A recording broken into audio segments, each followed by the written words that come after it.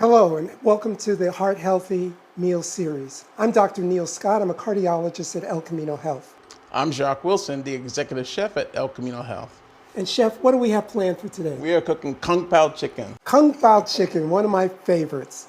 So today we're going to start off with adding oil to the pan and also the chilies and the peppercorns. And we are actually going to stir fry these until they become crispy and start turning brown to release the heat, the spices out of it. This will take about 1 minute. Now, the peppercorns I ground, they're Szechuan peppercorns, but if you're in a rush, you can always use ground pepper. It won't have the same flavor, but still, it'll give you enough of a kick. The chilies we sliced to release some of the seeds, and as you know, most of the pepper, the heat comes from the seeds, and you can modify your recipe to make it less hot by eliminating a lot of the seeds. Okay. Next, we'll be adding the garlic and ginger. And Doctor, what oil are we using in this recipe? There we're using vegetable oil to help release a lot of the flavor out of the garlic and the ginger. We want to cook this just about 1 minute. You just want to start browning it. As you realize as well, the peppercorns are still cooking, so you don't want to burn those. So we're just about ready to add the chicken. We're going to add the chicken that's been marinating in. The chicken's been marinating in ponzu sauce, rice wine, cornstarch, and white pepper.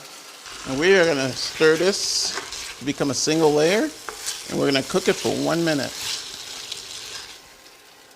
All right. Now, the reason we picked this recipe is to lower the sodium content. Kung Pao chicken is a very popular dish, Right. and it's very high in sodium. So what we've done is we've made some substitutions so that patients with hypertension and congestive heart failure can enjoy this dish. Now, one of the questions that all of my patients ask is, how much sodium should I be eating? And what's recommended is by the American Heart Association and the Centers for Disease Control and Prevention is about 2 grams of sodium per day. However, if you have congestive heart failure or hypertension, then you should be eating less than 1,500 milligrams per day, or 1.5 grams of sodium per day. So let's take a peek at the chicken. Well, chicken's cooking along nicely. We're going to stir fry that up with just a little bit more, just to turn it. And we are going to cook it for another minute. Flavors are really coming great out of here. You can smell the ginger and garlic, and the peppercorns are just really touching the old nostrils there. So the question is, how did we lower the sodium content here? We substituted ponzu sauce for soy sauce. And if we look at the sodium content of soy sauce, of regular soy sauce, 1 tablespoon has about 1,000 milligrams of sodium in it. Remember, I said your daily, if you have hypertension or congestive heart failure, you should have no more than 1,500 milligrams per day. So if we step back and look at low sodium soy sauce, that has roughly about 600 milligrams of sodium per tablespoon. We instead use ponzu sauce, which you can get in most Asian markets, and in fact most supermarkets in the Asian food sections. They sell different flavors of ponzu sauce, and it has a sodium content of only about 400 milligrams per tablespoon. And the taste is very good. So what other flavors of ponzu sauce are out there? There is regular ponzu sauce, there's a lime flavored sauce, there's an orange flavored ponzu sauce, so You can mix it up. You can mix it up, yes. Okay, let's check on the chicken here.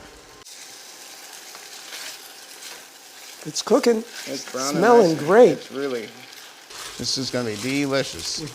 And with the marinade, it's actually coating the chicken and thickening it up. And shortly, when we add the celery, we're going to continue to cook it. So let's go ahead and add the celery. Okay. Okay.